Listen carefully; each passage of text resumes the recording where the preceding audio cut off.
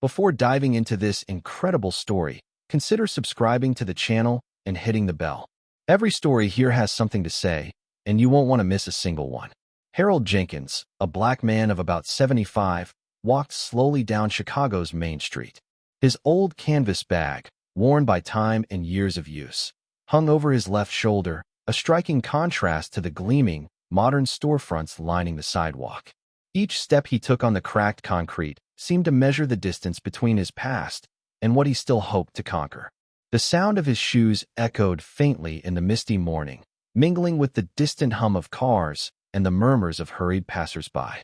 His step was calm, almost meditative, but imbued with an unwavering determination. Harold wasn't rushing.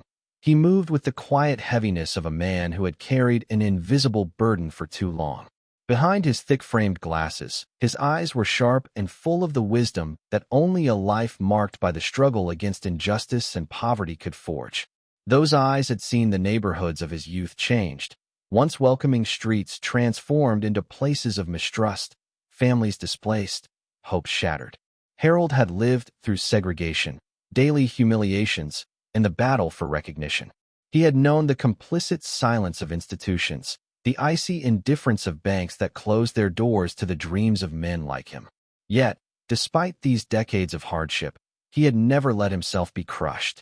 He carried within him the memory of his father, James Jenkins, a courageous man who had invested his modest savings in this very bank, at a time when he was given nothing. Today, Harold was walking towards the First National Bank, an imposing building in the heart of the city, its polished marble walls and immense gleaming windows reflecting the sunlight.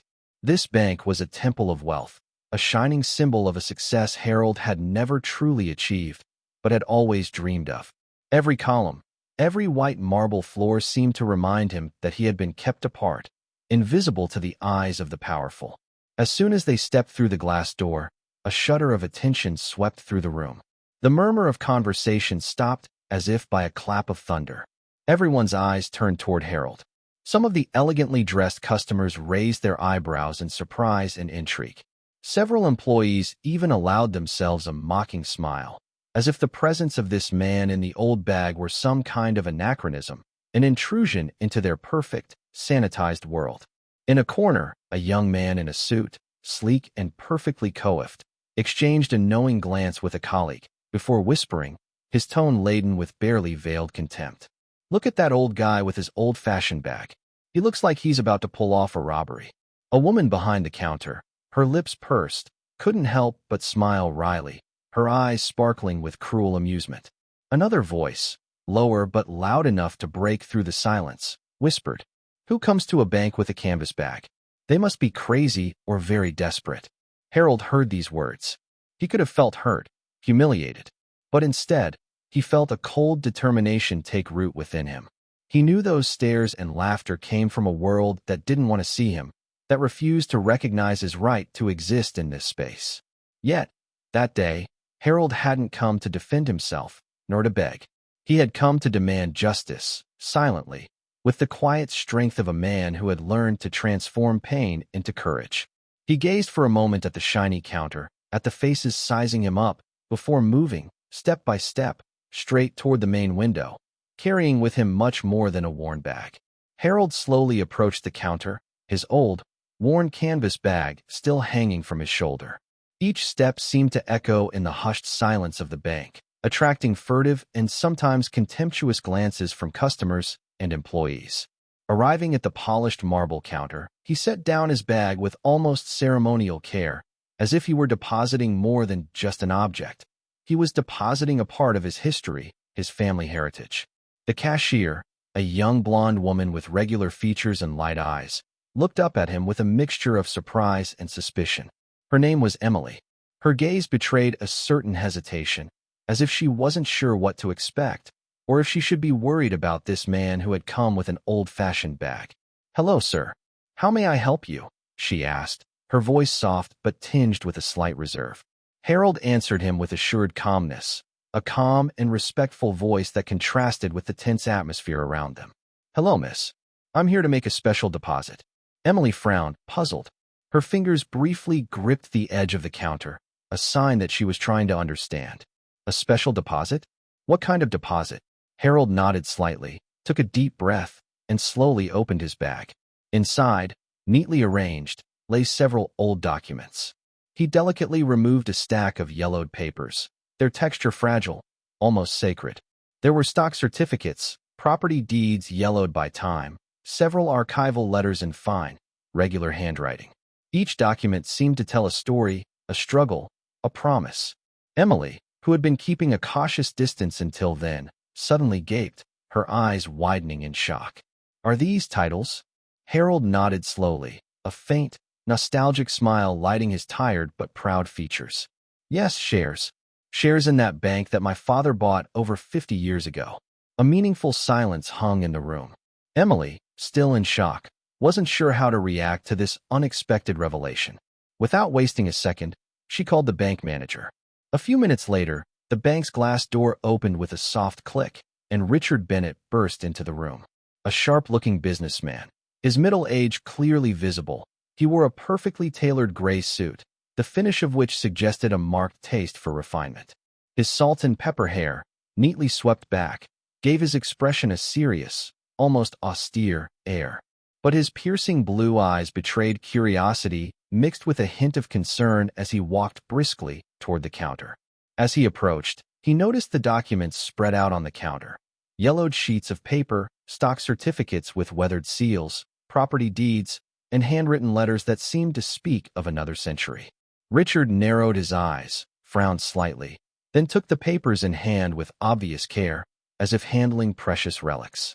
He examined each document with meticulous attention, moving from one paper to the next, his fingers brushing the fragile edges. Then, looking up at Harold, he spoke in a voice that oscillated between disbelief and respect. Mr. Jenkins, this is incredible. These securities are authentic. They are perfectly valid, and today, their value far exceeds what you can imagine. You and your family hold a veritable fortune. Harold, unperturbed, replied in a calm voice but imbued with a firmness worthy of a man who carries the weight of a long history.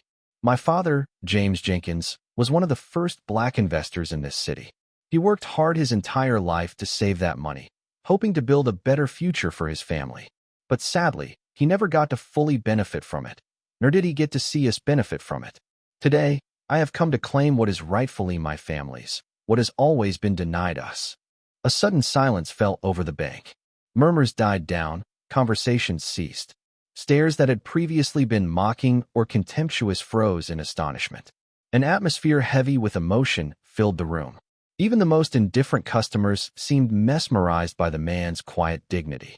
In the queue, a young woman, who had laughed moments earlier at the sight of Harold with his bag, looked away, her cheeks flushed with shame. She nervously fiddled with her bag, unable to hold the gaze of the man she had underestimated any longer. Richard Bennett, visibly embarrassed by this unexpected turn of events, slowly placed the documents on the counter and straightened up. His gaze softened, filled with gratitude and responsibility. Mr. Jenkins, on behalf of First National Bank, we formally recognize your rights and those of your family. This institution owes you a moral debt, a debt we can no longer ignore. We are prepared to regularize this situation and restore to you what is rightfully yours. Harold nodded, feeling both heavy emotion and deep pride. He knew that this gesture, however important, could not erase all the wounds and injustices accumulated over several generations. But it was a powerful symbol, a beginning of justice after so many years of neglect and silence. At that moment, Emily approached quietly, her head slightly lowered, her features softened by a mixture of respect and regret. Mr. Jenkins, I want to apologize. I wrongly judged you this morning, and I am sincerely sorry. Thank you for coming here today and reminding us what justice really means. Harold gave him a warm, understanding smile, filled with wisdom forged by hardship. I understand, Miss Emily. These kinds of prejudices run deep, and they're hard to erase. But it's never too late to learn, to change, and to move forward. That's how we build a better future. As the looks in the bank shifted from suspicion to admiration, Harold felt a newfound hope within him. He had come to reclaim what belonged to his family, but he had also sown a seed of respect and appreciation in a place that had once seen him only as an old man with a worn bag. A few weeks later, on a bright, crisp spring morning, Harold Jenkins stood in the front entrance of the First National Bank. This time, he was no longer just another customer.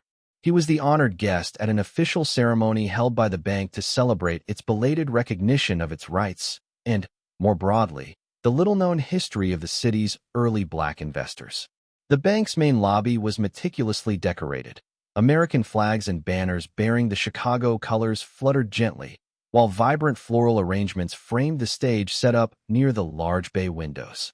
Around Harold, a circle of chairs was occupied by bank representatives, loyal customers, and journalists armed with cameras, microphones, and notepads.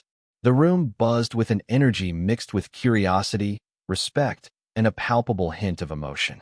Harold, dressed in a sober but elegant suit, his salt and pepper hair impeccably styled, took his place in the center of the stage. He shook hands with a few people present, including Richard Bennett, the bank manager, who gave him a look of genuine gratitude. Then, calmly, he sat down in front of the microphone, ready to tell his story. "Ladies and gentlemen," he began, his voice calm, clear, and assured, "I am honored to be here today, not only for myself, but for all the generations who have lived in the shadow of injustice, who have fought silently to be recognized and respected." He paused, his eyes wandering for a moment toward the audience, as if searching for the souls with whom he shared this pain and this pride. "My father, James Jenkins, was a humble, hard-working man, a man who believed in the value of effort, but also in justice. He saved every dollar he could, investing in this bank, in this city, with the hope that his children would have a better life." Harold took a small black-and-white photograph, slightly creased at the edges, from his inside jacket pocket and held it in front of him. It was a picture of his father, a smiling man, upright and proud, dressed in period costume, his eyes filled with dreams and determination. "This photograph," he continued, "is the face of a man who never gave up, despite all the doors closed to him. Today it is also the face of victory." The silence in the room had become almost sacred. Tears welled up in the eyes of several people, touched by the sincerity and depth of this story. The ceremony continued with speeches from Richard Bennett and other officials, who praised Harold's courage and the symbolic step this recognition represented. A commemorative plaque was unveiled at the bank's entrance, paying tribute to James Jenkins and all the pioneers like him who had helped build this institution despite the odds. In the days that followed, Harold's story made the rounds in local and then national media. Newspapers ran headlines like "A Man and His Family's Belated Victory" and "A Legacy of Dignity Finally Recognized." Television stations came to interview Harold, highlighting his life story and that of his father. He became a symbol of dignity and resilience, a respected figure who proved that sometimes patience, perseverance, and justice triumph, even in the face of decades of neglect and injustice. And in his old canvas bag, now emptied of its precious documents, Harold carefully kept a photo of his father, which he often held close to him, as if to draw strength and inspiration from that proud and timeless smile.